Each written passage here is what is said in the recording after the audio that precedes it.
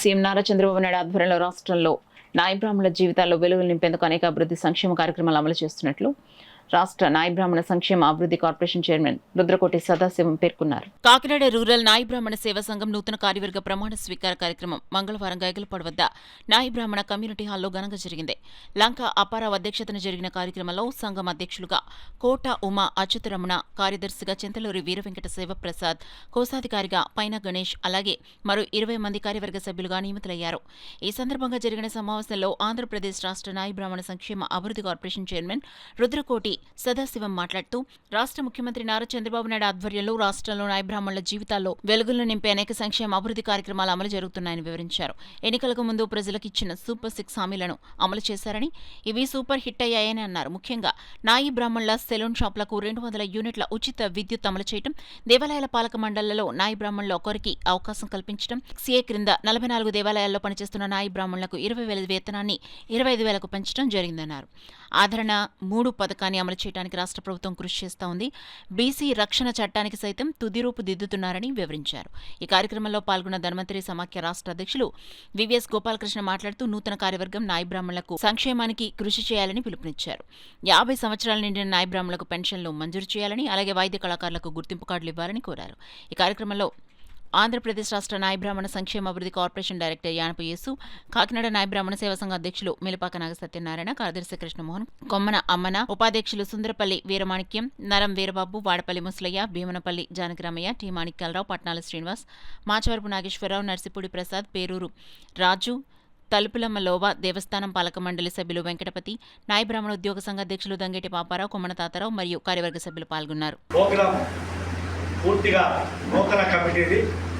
ఈ కమిటీని ప్రమాణ స్వీకారం చేయించడానికి అందరూ అత్యున్నత మహారాజులందరూ కూడా ఈరోజు కాకినాడ రూరల్ నాయ బ్రాహ్మణ సేవా సంఘం వారి ఆహ్వానం మేరకు, పిలుపు మేరకు ఈరోజు కాకినాడకు రావడం జరిగింది.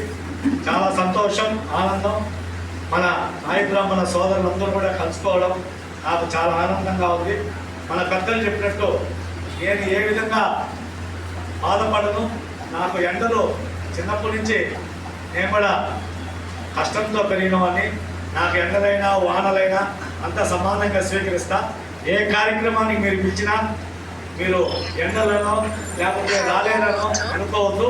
మీరు ఏ కార్యక్రమం ఉన్నా నాకు తెలియజేస్తే నేను తప్పకుండా ఎన్ని పనులున్నా కూడా మన సోదరుల కార్యక్రమానికి తప్పకుండా హాజరవుతాను. మీ అందరూ కూడా మరొక్కసారి ఇచ్చేసినందుకు అభినందనలు, శుభాభినందనలు తెలియజేస్తాను. మన కమ్యూనిటీ కాని ఇతర వ్యక్తులు వచ్చి మన వృత్తిని దోపిడీ చేస్తూ ఉన్నారు. కాబట్టి ఆ దోపిడీని అరికట్టాలంటే మనమే ఆ ధీటుగా మనం షాపులు నిర్మాణం చేయాలి.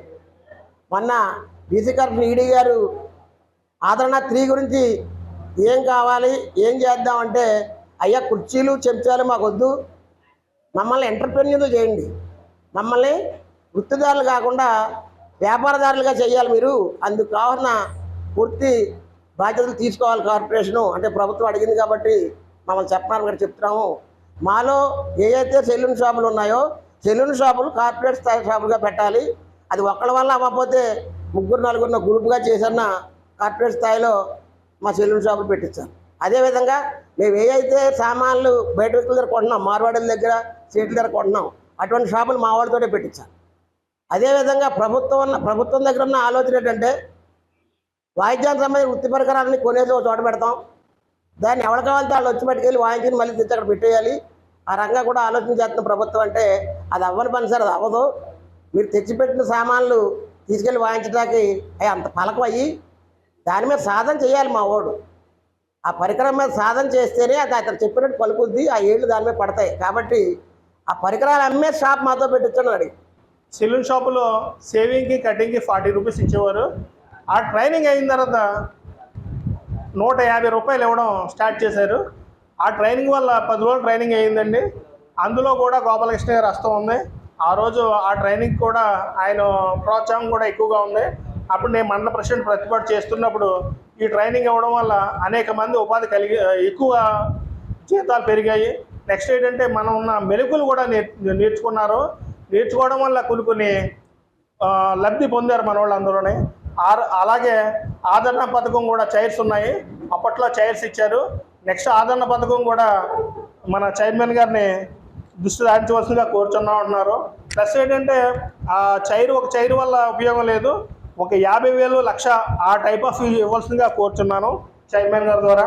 చైర్మన్ గారు ఈ విషయాలన్నీ దృష్టిలో పెట్టుకొని మన రాష్ట్ర ముఖ్యమంత్రి వర్యులు అలాగే పవన్ కళ్యాణ్ గారు ఉప ముఖ్యమంత్రి వర్యులు దృష్టిలో తీసుకెళ్ళి మనకి చేస్తారని ఆ భగవంతుని ప్రార్థిస్తున్నాం.